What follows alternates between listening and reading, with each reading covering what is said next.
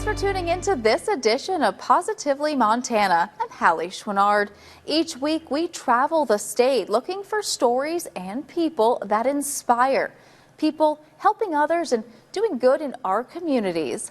Let's begin with becoming a homeowner. It's part of the American dream, and that dream is now reality for 6 Helena area families thanks to hard work and determination. For Sadie Hensler and her 4 daughters, Tuesday was an exciting day. This actually means the world to me. The family is moving into their first home, one they helped build. I didn't ever think that I was going to become a homeowner. But it's even more meaningful when you learn everything this family has been through. Found out my husband's cancer came back.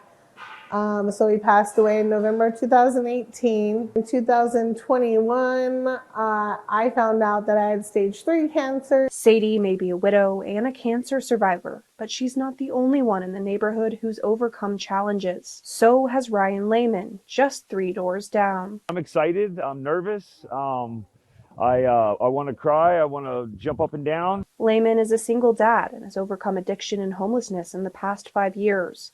The milestone of becoming a homeowner is the cherry on top. I mean, this is definitely not for the weak. For 11 months, we've been helping build our own home. And so have all the other homeowners in this growing cul-de-sac. Every house that we're able to sell to a homeowner is a building block in a community. Habitat for Humanity officially cut the ribbons on 6 new homes Tuesday, as the homeowners were given the hammers representing their nearly 10,000 hours of hard work. And the Helena area Habitat for Humanity now has their eyes set on another project, a much bigger one, and by the end of next year, this empty farmland will be transformed into 1,500 homes. Every home that we build matters.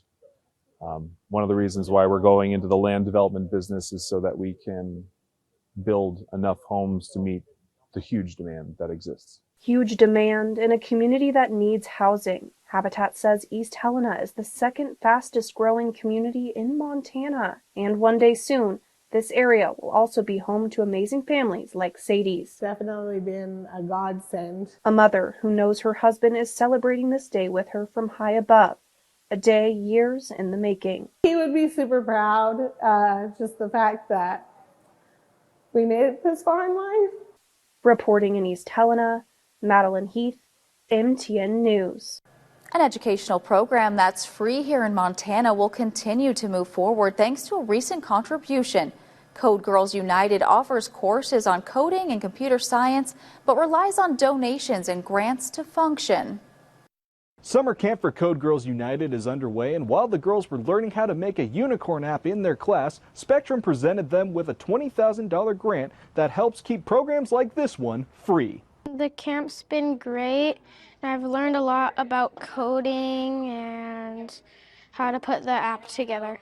Campgoers like Mia Warkins are getting the most out of their experience with Code Girls United, and programs like the Spectrum Digital Education Initiative are helping to keep classes like this one alive through generous donations. Marianne Smith, the CEO of Code Girls United, says this donation will not only help to keep their current programs around, but also add new elements. It's just so wonderful because the support we get from Spectrum helps us keep our programs free, helps us expand into cybersecurity, and we're going to have a new AI Academy that's going to be coming out. So it lets us do these sorts of educational outreach for free. And in a world where technology is constantly evolving, Smith says it is important to learn about new tech early on because those who know it best are those who will be hired to computer science jobs. AI can do things, but when something breaks, AI is not going to be able to fix it.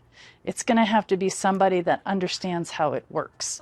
If you've got all this stuff out there, no one knows how to fix it, no one knows how it happened, then, where are we? We're back to 1999 or something. Code Girls United will hold classes and programs throughout the year, and more information on where to register can be found on our website. In Kalispell, Derek Joseph, MTN News.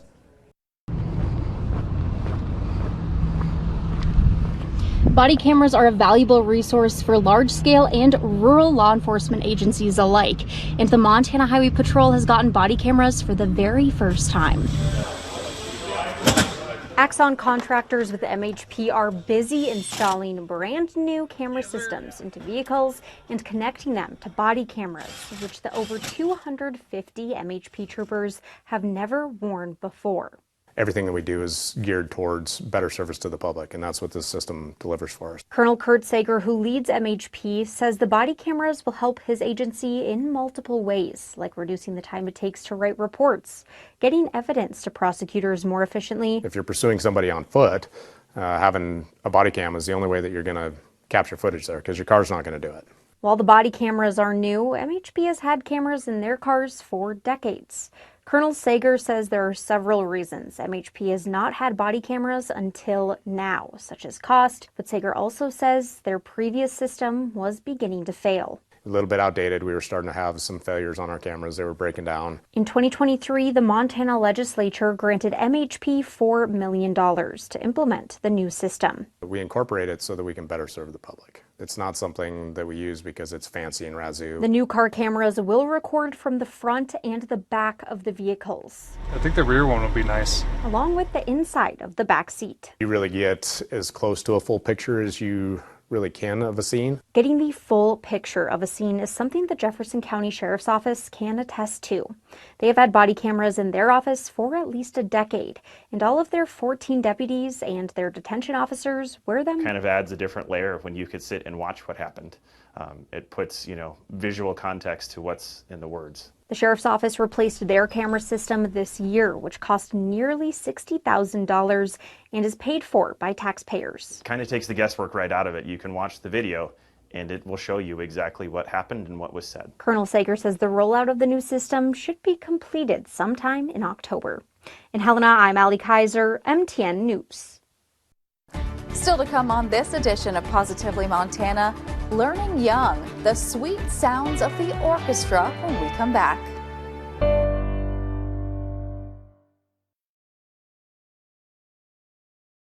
Welcome back to Positively Montana, a big honor for some talented young musicians in Great Falls. CMR Chamber Orchestra has been selected to perform at the prestigious American String Teachers National Orchestra Festival in San Francisco. A historic moment, as this is the first time a group has been selected to participate from Montana. Now the students are working hard to raise funds to make this trip happen.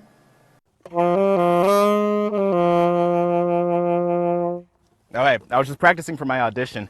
Did you know that the C.M. Russell Chamber Orchestra is actually heading to San Francisco? Who knows? Maybe they can use the saxophone.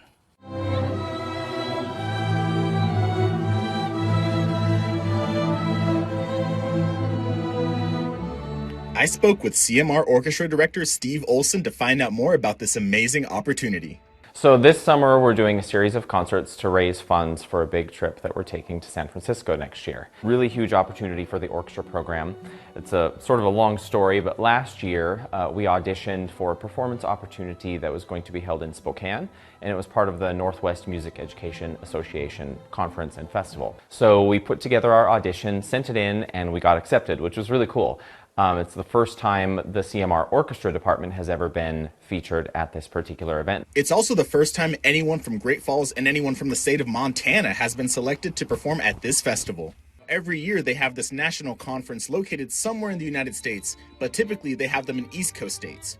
Fortunately this year, they are holding the conference in San Francisco, California, meaning that the C.M. Russell Chamber Orchestra can attend and blow everyone away with their sound. Judges review our audition, and they didn't know who we were. All they saw was just our video, and that's it. So they judge us solely based on how we play. Not only do the students get to fly to San Francisco, immerse themselves in a new culture, and play music, but they'll also get to attend the conference as well, which is a 4-day event. And the conference is so cool because it has sessions upon sessions upon sessions of just anything you could imagine that you'd want to see regarding strings. The conference will be held on February 25th through the 28th of 2026, and Olson and 32 students, half of which being violin's first and second chair, 4 violas, 10 cellos, and 2 basses, will be making up the C.M. Russell Chamber Group. In an effort to raise funds for this, we launched a series of 3 concerts this summer. The last one will be Thursday, August 21st at 7:30 p.m. Fun show, only about an hour, so you're in, you're out, it's nice and easy. And if you're so moved by our performance or our story, please throw in some money to our bucket to help send us to San Francisco. In Great Falls, I'm Quentin Shores, MTN News. The Montana youth returned to Billings, bringing talent from across the state. It's music to the ears as dozens of young musicians gear up for this year's Montana Youth Symphony performance. Violinist Rosie Weiss has been playing since she was 3 years old. The story goes that my father learned about this thing called Suzuki method, and it's like, oh, that'd be cool. And I hear, you gotta start really young kids. And then he heard that you should start when you're 2, and so then he was like, oh no, like it's already too late, right? Too late, but no, we got started and I was 3, and yeah, I took off with it. Weiss has a long list of accomplishments, including playing in the National Youth Orchestra, where Joshua Bell was a soloist. I joked that was like the peak of my career when I was 16. But you can add another accomplishment to the list. At the age of 28, she is now the concertmaster for this year's Montana Youth Symphony. At 60 musicians, it's the largest group the Youth Symphony has ever featured. Even though Weiss resides in Boise, Idaho, she considers Billings her hometown.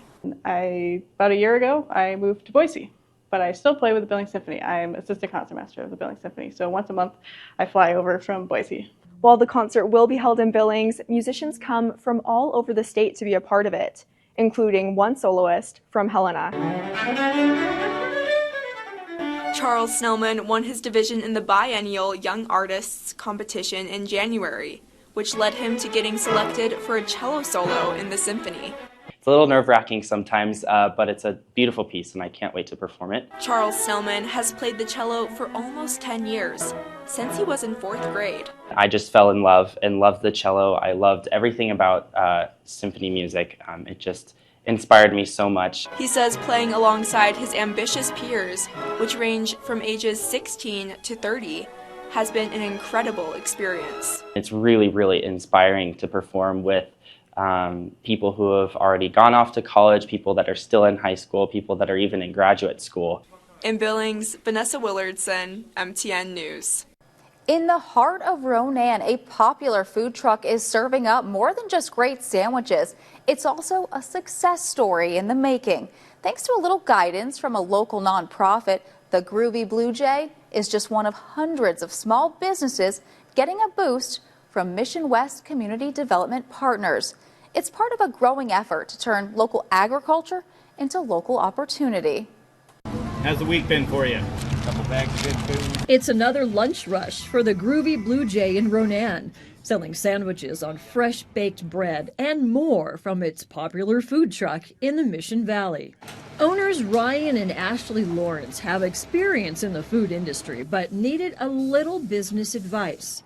And they got it from the Mission West Community Development Partners in Ronan. I said they were very vital. We had a lot of questions about how to get some local product, how to, find storage space, how to find all of these factors. And luckily they offered almost all of that, let alone, just contact information for vendors. They were kind of the hub of information. So just to find a place like that clean and, that well organized it was astounding, honestly. The Mission West Community Development Partners helps people with business guidance, commercial kitchen space, and almost anything else they need for their value-added ag business ideas. Today, they're pitting flathead cherries. Montana is an ag-driven state, and so we need to see ag economy grow. And this is a great way of doing that, showing that local producers can put their produce in a product that goes everywhere from Montana to the region to hopefully nationwide someday. This is also where they make Montana marinara. That is served in Montana schools. It's part of a larger equation that supports Montana growers and gets locally sourced food out to the public. Not only do we have a large processing facility that does hot fill or bottled and jarred products, but also fresh processes, but also in terms of services that Mission West provides as far as, business funding, technical advice, and that kind of stuff. So this is a very unique facility, but also a very unique production facility. The organization has already delivered more than 11,000 hours of consulting, supporting 900 clients that come not just from the Mission Valley, but places like Bozeman and Helena, Havre even. This whole concept was actually ahead of its time. Really grew out of some local growers that were wanting some assistance with adding value to their crops, getting new markets for their crops. Anytime a grower or a farmer can have a home for an extra 2 tons of carrots or an extra ton of onions or something like that, that has real effect on not just them, but their local community. It really opens up a lot of avenues, especially for fresh businesses, small businesses, anybody trying to get rolling, even home businesses or anything like that. It gives you a lot of opportunities that you couldn't get elsewhere. So how is it working out for the Groovy Blue Jay? We did win Best Sandwich in Lake County. Well, so far, so good. In Ronan, Jill Valley, MTN News. Still to come on this edition of Positively Montana, showing support for one of their own through some friendly competition. That story when we come back.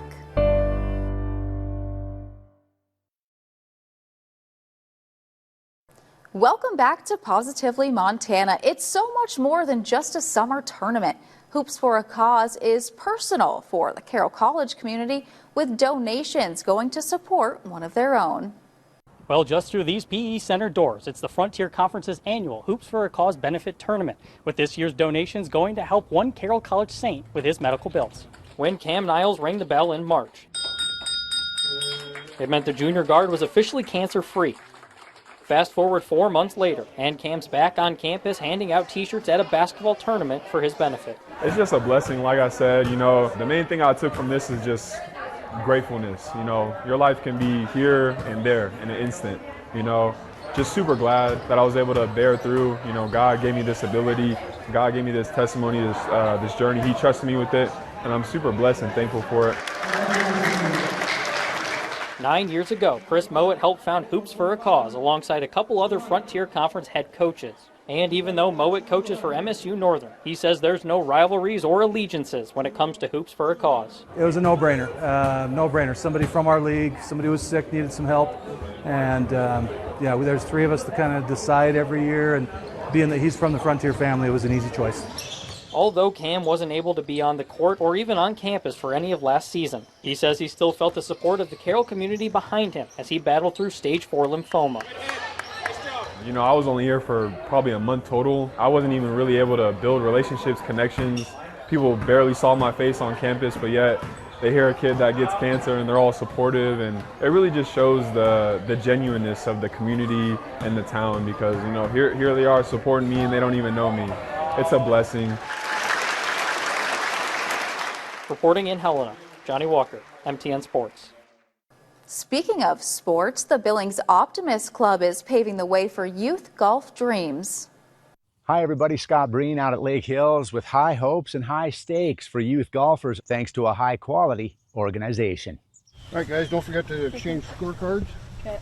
Kids ranging in age from 10 to 18 teed it up for a trip to play the same Doral course in Miami that's hosted PGA tournaments. This was the Optimist District Junior Golf Championship. Our mission is to bring out the best in youth, our community, and ourselves. We give them the rules sheet, their scorecards, help direct them to share those scorecards. Lake Hills head professional Renzi Lee and his brother Calby both advanced to Doral multiple times in their early years. For me anyway, it got me to see a whole nother part of the country in golf. I didn't know golf had alligators and all kinds of stuff like the Florida stuff does. Even these kids here probably never would have been exposed to anything like that. Our goal is to pay the entry fee for anyone that is qualified to go, lodging and meals while they're there. Monday's tournament hosted players from both Montana and Wyoming. Now here's something you don't see often: 2 lies so close together in the bunker that one needed to be marked. And wow, did it play long for the girls Monday, who were pushed all the way back to the white tees, which is where men typically tee off. Peyton Tryon, a junior to be at Billings Senior, was the top female finisher, scoring 80. A little body English to save par on 13. Your tournament's low round goes to Royce Taylor. He'll be a junior at Laurel. And how about this chip on 8? Taylor would birdie 5 holes today, closes with a side door par, and it's the 3rd time he's won this tournament.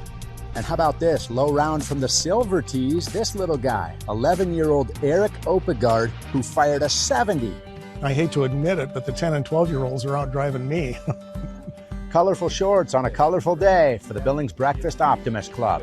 Big thanks to Lake Hills and to Renzi in particular for all the support that they give us. Scott Breen, MTN Sports. Disc golf is a fast-growing sport. It takes some technique and strategy, but once you get the hang of it, I hear it's pretty fun. The Red Lodge Mountain Disc Golf Course was jam-packed this weekend as the course held the 2nd annual Throw Down the Mountain tournament. This year, what's actually drawn more people, I think, is we put in an extended layout, which is kind of more of a pro caliber par. It turns into a par 62 when you're playing 18 holes. Yeah. The day consisted of 36 holes, with players trekking across the mountain's famous ski runs. Competitors came from all over the region to compete, as the 42-person field featured athletes from 5 different states. And then when my husband and I got together, it was one of the only things we could, do together where we've moved in North Dakota. The best part about it is we go home and we have so much to talk about, but yet we get to experience it individually. Coming back and doing something that we both love, being a place where I love, I guess I just couldn't ask for anything more and feel more excited to be here and blessed. If you've only been up to the mountain in the winters, you'll have an entirely new perspective visiting in the summer months. The disc golf course has expanded in recent years and offers some truly breathtaking scenery. This is a great opportunity to come out and play competitive disc golf and enjoy one of the most scenic places in Montana. Red Lodge Mountain has put in a ton of work on the disc golf course. They manicure all of the greens. They're starting to mow the fairways. They've really doing a lot of the small stuff that really adds up. Just another thing to love about one of Montana's true gems. In Red Lodge, Alec Boffinger, MTN Sports. We hope you enjoyed this week's edition of Positively Montana. I'm Hallie Schwinnard, and we'll see you right back here next week.